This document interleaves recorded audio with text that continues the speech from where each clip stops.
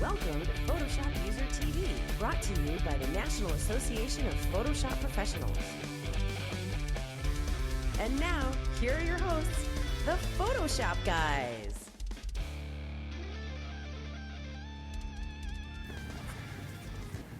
Well, hello there. For those of you that are coming to us to watch, this is PhotoshopUser TV, brought to you by the National Association of Photoshop Professionals and this fine magazine right here by the same name, PhotoshopUser, looking somewhat 3D-ish. Very nice. There, I like the way you were doing a little 3D. Little 3D action there. Cover story by Calvin Hollywood this month. It's nice. An awesome article. If you haven't seen Calvin's stuff, very, very cool stuff, especially right in here. So welcome to episode, what did we say it was? 312? 312? 312. 312. And there's three of us here today. Myself, Dave Cross. Corey Barker is going to be here doing some stuff, as well as Mr. Pete Collins over there in the... All the way over here in the weather station. How's it going, guys? Good to see you. Glad you joined us. I think he has another teaser image on his screen. Maybe. Yeah, we don't know anymore. We can't trust that he's going to show an no indication of what we're actually no longer going to do. anticipate Pete's next. For those who didn't see the last episode, Scott was making fun of the image I had up ready to go, and it was a fake image. I was ready for him this time, so... Pete pulled a fast one. Over the years, that's become known as a stunt image, where you just have an image just to throw other people off so they don't know what's really coming. You know, it's good. I might pull that in one of my classes next time in Photoshop World. Just have an image come up and say, this is what we're known as, have people and like... say, here's a photo I took, and people will be like, what? Yeah. It's not 3D? You didn't make that? Yes. And then you throw it away and you go, just kidding. I'm going to make something right here for you. I should make a title card for a photography class in my session. Really confuse people. All right, never mind. All right. I did it this weekend. I was teaching somewhere, and I wanted to switch things up, so as the guy was introducing me, I had a title card, and it said, welcome to Advanced Excel, and at a photography conference. And half the room start to get up and leave? No, I just said if I did teach that, it would be a very short class. So instead, we did Photoshop. So anyway, I see by the indication of what's next, Pete has got something for us. Right out of the gate, huh? You betcha. All right, well, this ties into what I did on the NAP website, so if you're a NAP member, please come over there and check it out. It's a little more in-depth tutorial there, but I wanted to show you one of the things that I have done.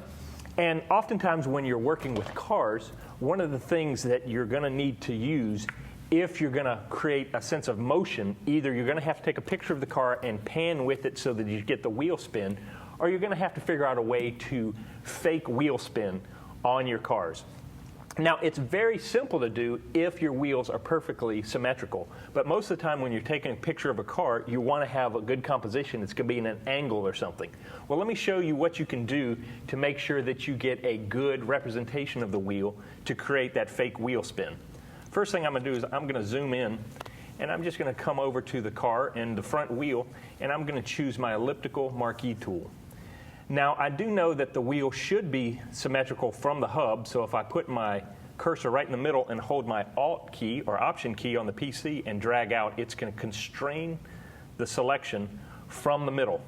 Now, if it was a perfectly symmetrical circle, if I held down Shift, the wheel would fit perfectly, but it doesn't. So what I've got to do is I've got to get about as good as I can and then release. And so I've got this selection that looks okay, but it's not completely grabbing the wheel like I want it to.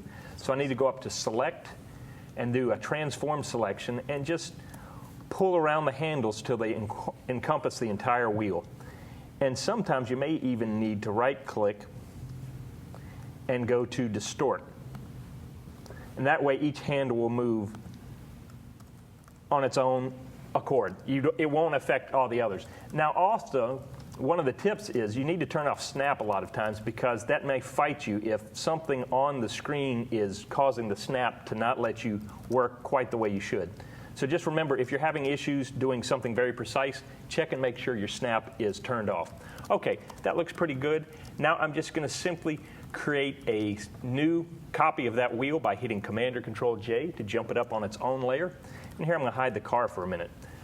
As you can see, the wheel is kind of lopsided. It's more of an ellipse than a circle. Well, what you want to do is you want to make sure that you take that circle, that wheel, and turn it into a circle. So I've created a circle template here that I'm going to pull down. And I know that's a perfect circle because I made it using the circle tool. And I'm going to take this new wheel and I'm going to slide it over into that circle to see how out of center it is. Now I do the reverse of what I did before. I Command or Control T that wheel, and then I right-click to do a Distort, and I simply pull the wheel out so I get it as circular as possible, and that looks pretty good. Now I hit return, and the reason why I do that is because I'm going to apply a radial blur to this. And if I apply a radial blur, it's going to go from the center and it's going to create a blur going around the center. If anything's lopsided, it's going to give you ghosting and it's not going to look right. So that's why we had to make sure that it was perfectly centered. I take that wheel and I'm going to simply load a selection of that wheel by hitting Command and pressing on the thumbnail. Now that circle, that wheel is selected. I go up to Filter, Blur, Radial Blur. Now the thing about the radial blur is you can set the amount and you can set the quality. What I tend to do on something like the wheel is I go a moderate blur to it, and then I hit return, and it starts to spin that wheel. But now the thing is, if I want a little more spin, I just simply hit Command or Control F and add a little extra. Now I've got the wheel how I like it. I'm going to bring back up the car, and I can simply move that wheel and place it on top. And now I've already got some wheel spin going on. If I hold down my Alt or Option key and drag that wheel, it's going to create a duplicate. And I simply plop it in the second wheel. And immediately I've got tire spin going on my car. So the whole idea is just to make sure if you've got a wheel that doesn't line up perfectly circular, you're going to have to take it out, transform it, make it circular, and then apply the radial blur. And then you can take it and shape it back to what you need to do for the wheel. So anyway, it's a quick way to think about how to apply that radial blur when it's not a perfect circle. Very nice. I was just commenting to Dave, and I use that filter all the time, radial and zoom blur, and yet I still can't believe it doesn't have an updated preview. Still got that monochromatic, what's line particularly drawn. funny is when they redo some of the filters, like the new blur interface, which is awesome. Oh, yeah. Then you look at these other ones, and they look so old in comparison. I mean, it's still like it was like in version 5. I mean, it's still going way back there. I'm sure it's crazy. probably on their to-do list way down here somewhere. Oh, yeah. It's not quite. Our filters. Well, and to finish this up real quick, I'm just going to add, the thing I would do, because I've got this car on a separate layer, I just simply come in and with the background create a nice motion blur horizontal, and it gives you that nice feeling of the car is really moving, and that's all based out of stock parts, but it's a great way to just jazz up a car image, because the only thing that's going to move on a car is the wheels. Everything else is going to look like it does whether it's moving or not. See, and here's me thinking, you know what I would add as a final touch? Some smoke at the wheel. Well, yeah. Until you blurred the ground, I thought the wheels were spinning and you were going to get some smoke going. Like he's drifting on the docks. Well, yeah, there's definitely more things you can do with this once you get there to add effects, to add some, blur. I've even come in with the car chassis and created a motion blur to the chassis just to give it a little bit of sense of movement. But I'm always fighting that word, when do you stop? Yeah. Every time I'm working on a piece, I'm like, when do you stop? Yeah. Do I stop? No, I could add this. This could look really cool. But now, I just want to ask, you got that shot at the I actually took a picture of that shot. I have to confess that, we have to look for images to do tutorials. Yeah. And I actually took a picture of this car panning. It had spinning wheels, but then I liked the lighting on this car, so I went in and added non-spinning wheels to show you how to spin the reverse wheels. tutorial. It's sad. I actually created a bad version of it to create a good version of it. So that's what we do around here. It's all about smoke and mirrors. You will be disqualified from the guru. You know you do it. We all do. All right, so let's take a quick break, I think. Yes. Is that right? Yes, we're at a break, and we'll be right back. I've got a cool thing with 3D and video, and Dave will have something as well. You betcha.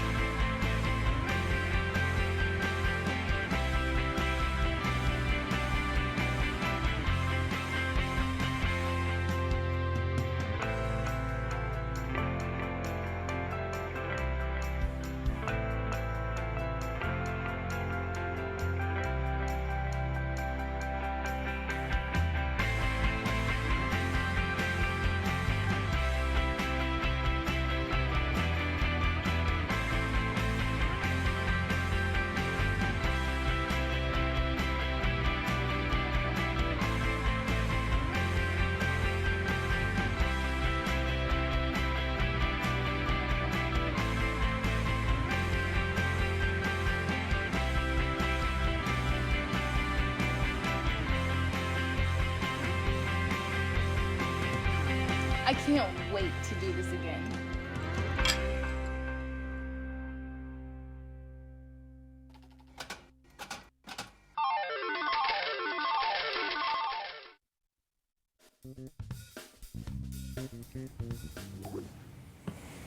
And we are back, and that was a pretty interesting overview of Photoshop World. I think that Really actually does a really yeah. good job of summarizing that there's the social aspect, there's the fun, but then there's all the learning. And one of my favorite things from watching videos like that is where you see people individually talking to instructors. Oh, yeah. Because I think a lot of people miss the fact that you see a photograph of a room with 400 people and you're like, well, I'm never going to talk to that guy, but there's always opportunities to come up to an instructor on the show floor or in the, just the hallways and say, hey, can I ask you a quick question? And oh, yeah. We unless actually people's expect it. rushing to get somewhere, everyone's very accommodating and happy to talk to people. For the most part, we're busy, but we're actually, while we're walking around, that's why we're going up talking to people are talking to us. That's one of my favorite parts of it, is that interaction. Even when I was an attendee, that part of it was really always one of the funnest parts. But well, wouldn't you say even just the expo floor alone is worth it? If you didn't do anything else but hung out on the expo floor, all the gadgets, all the teaching, all the instructors are going to come down to the floor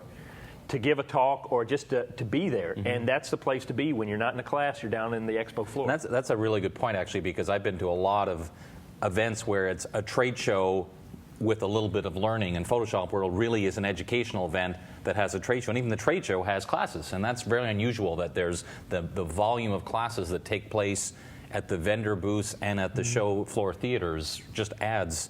And there are days where you can go just to the trade show if you want. If you can't get the time off or can't afford to go to the whole event, you can certainly come to the trade show and still pick up a lot of information and get to meet some people. So check it out, PhotoshopWorld.com. We're still at the early bird stage where you can save $100 if you sign up right now.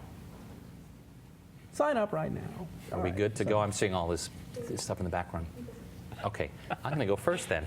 Yes, secret messages from off camera. Apparently we're having some connection. I'd say I'm hearing a voice in my ear, except we don't have that stuff. We have some Jen standing over there going, you go first. Okay, so I have just a little suggestion of ways that is possible to do things, and part of this is specific to CS6, but not all of it. I mean, you can do this in other versions, just happens CS6 takes it up a notch. So all I've done so far is I've created a simple graphic, just a couple of shapes with gradients, and I want more of them. So instead of me manually doing this, I'm going to press Command-Option-T or Control-Alt-T. When you do that, it's like free transform, but telling it you want to make a copy. So I drag over, hit Enter, and then Command-Option-Shift-T or Control-Alt-Shift-T to make the other evenly spaced shapes on separate layers, which is what I want. So first of all, I'm going to go to one of them and add a drop shadow. I had to think twice because now in CS6 drop shadows at the bottom, it kind of threw me off for a second there. And I'm going to say, all right, first I want a shadow over this angle, and I want it just very subtle and kind of a little bit blurry or something like that. Now I want it the same shadow on all of them, and I could do it various ways. When there's only a few layers, the simplest way is just to Option or Alt drag the layer style from one to the other, and then you can make copies. But what I really want to do is I want to have a second shadow, because when you look at a lot of things in real life, there's not just one shadow, there's actually a couple of shadows. So I'm going to take these 4 layers, I want to put them inside a group. So I just press Command or Control G. And this is the part that's new in CS6. Up until now, you could not do this, but in CS6 you can, where you can add a drop shadow to the group, which means I'm going to very easily, be able to make a second drop shadow. Now, in order to do that, let's just revert this for a second. I forgot to do one thing. If you turn off Use Global Light, that will allow you to make the shadows separate, independent from each other. Because what I really want to do is I want to have this shadow just a little darker and not quite as blurry. And of course, you can take advantage of the fact there is a preview, so I can see now how I'm getting that little double shadow kind of an idea.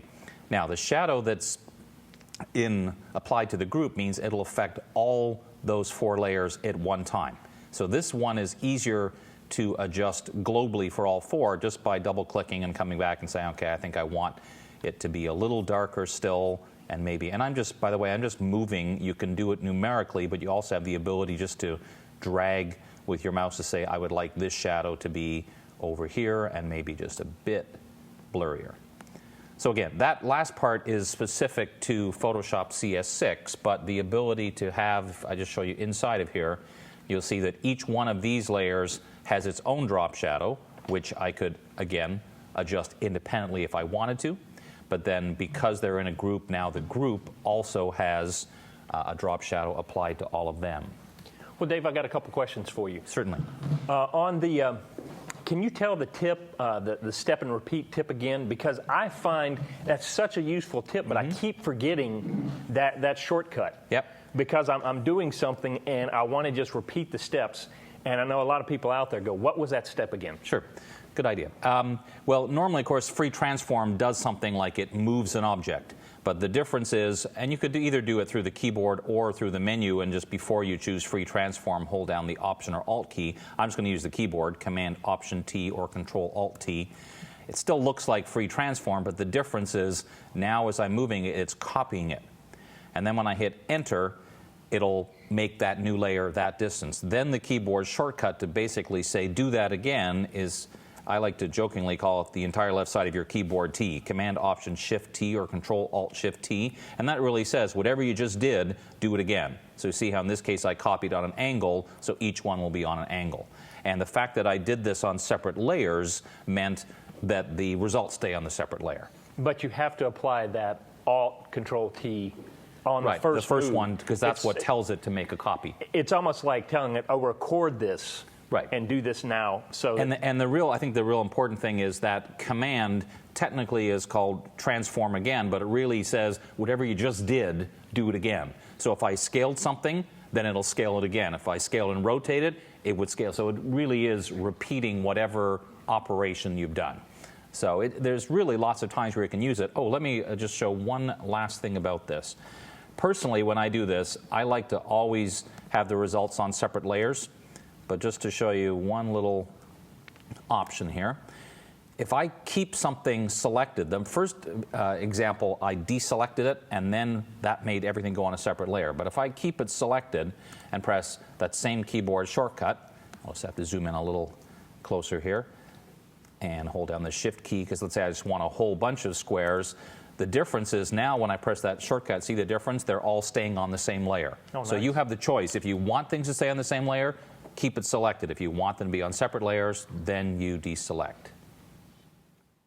Well, Okay. well, let me ask you a question. When you talked about the drop shadow, sorry, I'm asking a lot of questions here, but do you know why, we asked the question why they rearranged the things in, like the drop shadow when you go to the layer styles? Well, I think that it makes perfect sense when you think about it, because a drop shadow would always be the bottom thing. There's Right. nothing underneath the drop shadow. And the problem in the past was the different order of those layer styles. Sometimes they kind of interrupted each other. If you had a particular choice, now you know the drop shadow is always at the bottom. Stacking order. I asked that very same question Right. to Zarana there. I never actually ran into it, but I know other people that said, if I have, I don't know what it was, some combination like satin and drop shadow and this, the drop shadow didn't look right. So that's, I guess It that's confused why. me at first, but now it makes sense, and I just don't even think about it now. It was just the first time a couple of times I went to go to drop shadow, and I was like, no, it's down here now. Right. All right, are you set to go? I will be. We're going to take another quick break. I'm going to come back and go ahead and do my tutorials. I got to prep things. Haha, It's grand. perfect. It's grand in scale. All right. Now, we're going to do that and do our giveaways and close out the show. We'll be right back in just a moment. Sounds good.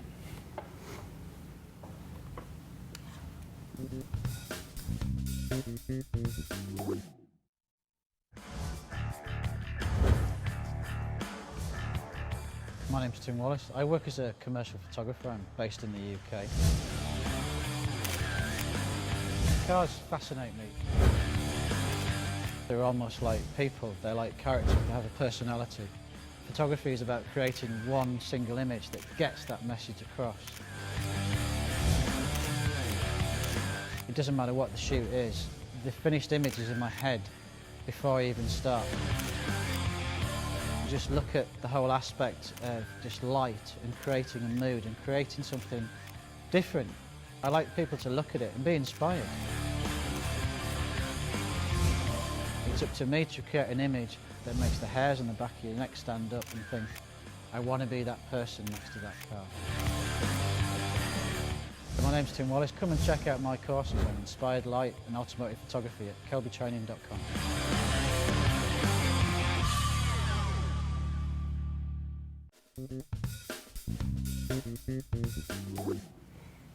Okay. Scott's going to start a new tour starting on Monday. He's going to be in Nashville, and his book just came out.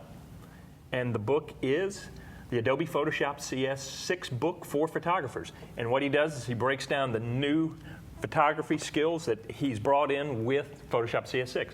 Great new book, great new tour. Make sure you check it out.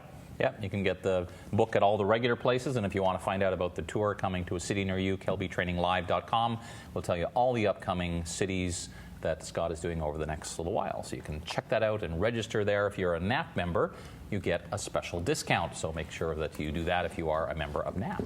And I believe we're going to give away one of these books at the end of the show. So hang on right there. Dave, how do we enter the contest?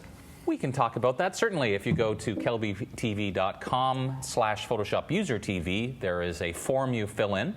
And to be perfectly honest, you could just put a thing that says, I'd like to win. But it's equally important to us if you give some kind of feedback or maybe suggestions on tutorials you'd like to see, because of course we have ideas, but at a certain point it's always nice to know what other people are looking for. So if you have any ideas for a tutorial, then just put it in your comments. We'll hear about it, and you never know, we might just happen to use one of those on a future episode of the show. So we'll, why don't we, since we're doing that, why don't we talk about what else are they getting? They're going to get that, and what's the other thing they're going to get? What else are they getting today? Let's look under here. Oh, we're getting why don't we go over to Corey since he's already set up while I grant the next prizes. Hey, we are a smoothly running ship today. Now that I have bounced around the studio, Trying everyone's machine. I had to look for a machine that was worthy of this tutorial. It's that big and that epic. I'm kidding. No, I was going to say, it better be after all that buildup. No, I actually hacked into Pete's machine here and got the files I'm looking for. It's actually a quick little 3D video thing. Now, we all know that video is supported in both standard and extended versions of Photoshop, but what you can do in extended is also work with video and 3D together. Here's a real quick thing. I've got a video clip here, and it's merely just these clouds that are just kind of going in the sky and just cool things happening there. But what I want to do is kind of make this a little bit more interesting. So what I'm going to do is go up to the 3D menu here, go to New 3D Extrusion from Selected Layer. And we'll go ahead and create that. Now it's going to tell me that, and we'll just go ahead and make this 3D. There we go. All right. So I've made this video layer into a 3D object. Now if I go over here and bring back up my layers panel, it's Pete's machine, so I'm not sure where everything is, where he keeps everything. So. It's like working in someone else's kitchen. It's kind of the same, but... It's like, where are your cups? Okay. All right. So I want to create another background layer. I don't want it to be transparent, so I'm going to create a new layer, put it underneath this layer, and fill that with black. Now, I'm going to go and grab my Move tool, and let's just get the 3D Slide tool here and push this object back in space. And then I'm just going to give it a little bit of a rotation here. So there you can see the background, everything like that, and we'll just kind of push this back. My background I'm not quite seeing because it's inside of the group here. Let's take it outside. It's inside that video group there. There we go. And yet my video clip disappears. What is going on here? There it is. Okay. All right. So there's my video clip on this 3D object. Now what I want to do is put an environment here. I wanted to have it reflecting the video clip. So I'm just going to go window and open up the properties panel, which is already open. Let's go over here and get that, as well as open up the 3D panel, because these work in conjunction with each other. So I'm going to go over here and select the environment property. Now down here in the properties panel, we have the ground plane properties, and you can see the opacity is set to 0. I'm just going to take that and set it to about 40.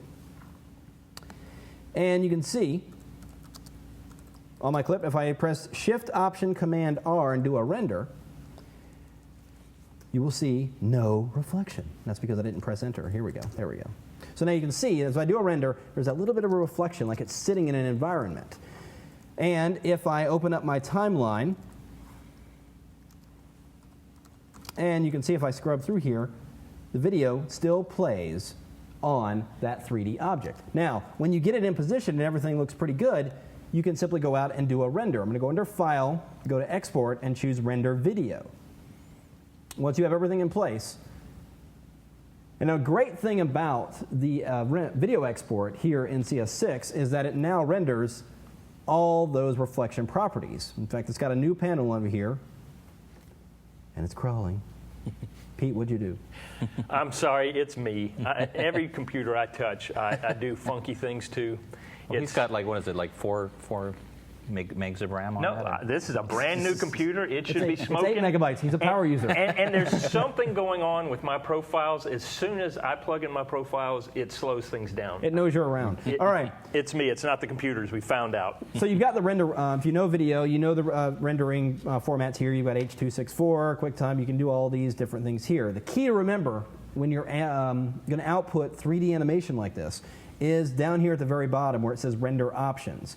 Now, when you have it set to interactive, which is what it is by default, it's not going to render things like shadows and reflections like that. So you have to make sure you put it in ray traced final if it's going to be your final render. If you're just doing a test render, then just choose ray traced draft, and that will render the reflections and shadows, but in a little bit lower quality. It speeds up the process. But when you're ready to do that final render, definitely make sure you change that to ray traced final, and then you're good to go.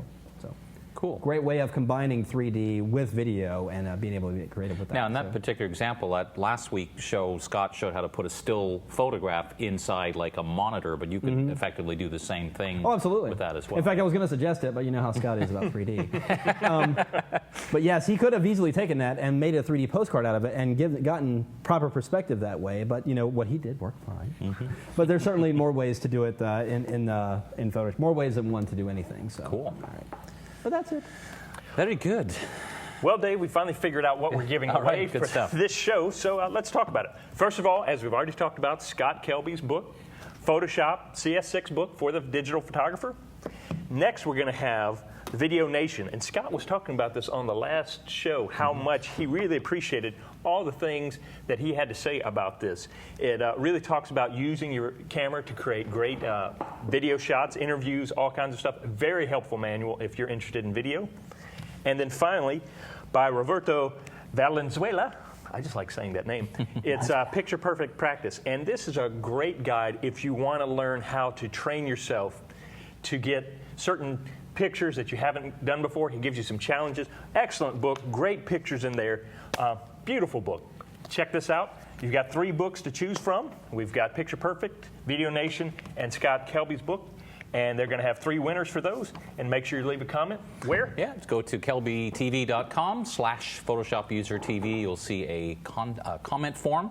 And just put in your information. As we always say, you can just put in a thing that says, I want to win. But if you want to give us some comments, as we said earlier, that would be good too. And it seemed like 4 hours ago we mentioned Photoshop World coming up. Don't forget about that. And the early bird deadline is soon approaching, so start your plans now, and hopefully we'll see you there in Las Vegas. So I think we've just about had every issue we possibly I'm could done running in the around show, the studio now. Yeah. We've traded seats. We've set things on fire. It's a good show. No one's eyes got poked out, so that's always a good thing. So thank you for joining us, Corey Barker. Thank you. And, of course, Pete Collins, and myself, Dave Cross. We'll see you on another episode of Photoshop User TV. Bye now. Bye, guys. Bye.